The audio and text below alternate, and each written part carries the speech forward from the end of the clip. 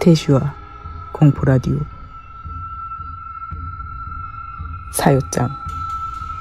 나는 초등학교에 들어가기 전까지는 히로시마의 시골에 살고 있었어. 그때 친하지는 않았던 지인 사요짱의 얘기를 해볼게. 내 엄마의 고향집은 밤만이 한없이 펼쳐진 엄청난 시골이고 유치원도 보육원도 없었어. 나는 어머니, 외할머니와 함께 집에서 놀고 나서 아버지가 돌아오길 기다리는 나날이 너무나 지루했어. 근처 동네에 나가는 시간만이 기다려졌고 을에 자주 가는 공원에서 장을 보는 어머니를 기다리며 놀았었어. 어느 날 공원에 비슷한 또래의 귀여운 여자애가 있어서 함께 놀게 됐어. 그 아이는 사육장이라고 말했고 이 동네에 살고 있는 애고 혼자서 놀러 오는 것 같았어.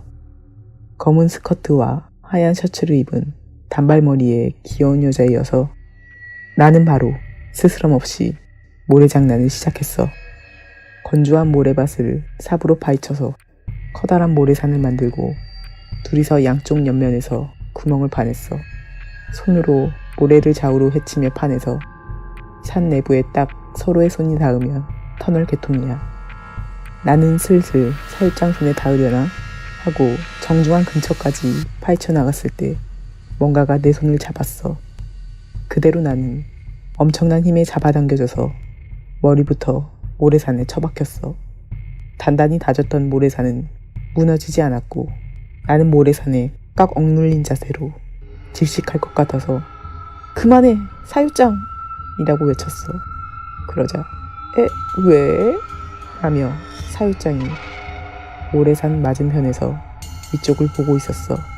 사육장은 엉거주춤한 자세로 손을 모래산에 찔러 넣은 채로 나를 보면서 희죽거리고 있었어.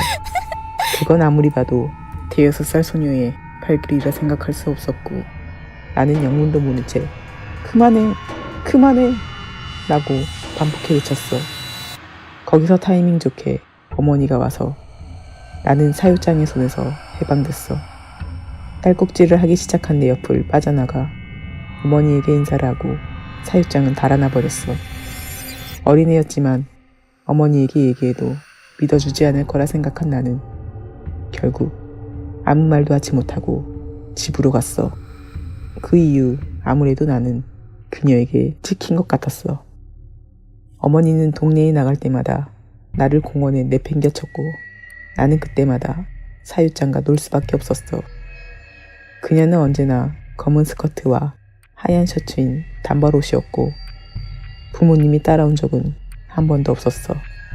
마치 어머니가 공원에 나가는 걸 가늠한 것처럼 엇갈려서 나타났어.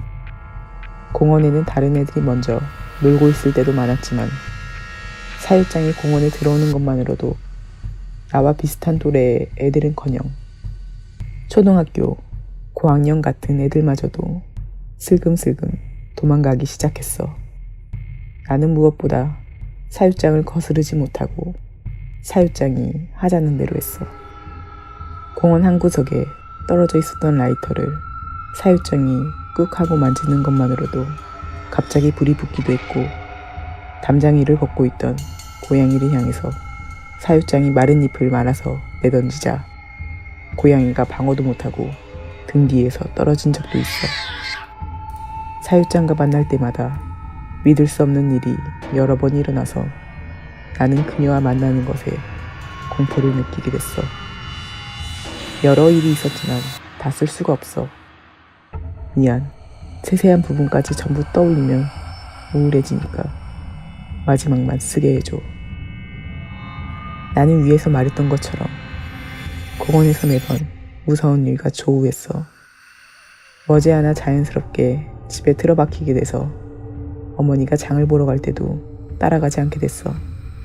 어린애인데도 사육장에게서 도망치려 한 거야.